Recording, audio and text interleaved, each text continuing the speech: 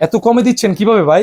ভাই এগুলো স্টক লটের। স্টক লটের? জি, ডিসেম্বর আচ্ছা ক্লোজিং ওরা ছেড়ে দিয়েছে, এগুলো আমরা নিয়ে আসছি। সোলেমান ভাই, জি ভাই। 60,000 টাকার ফ্রিজ নাকি 35-এ দিয়ে দিচ্ছেন? জি ভাই, ভাই ফ্রিজগুলো দেখতে কিরকম হবে? দেখেন ভাই অনেক সুন্দর, একদম ইউনিক। ব্র্যান্ডটা কি ভাই? ব্র্যান্ড আমি বেকো। বেকু। এগুলোকে অফিসিয়াল প্রাইস 60,000 টাকা। অফিসিয়াল প্রাইস 60,000 টাকা। আচ্ছা, নন ফ্রস্টেড ফ্রিজ না ভাই?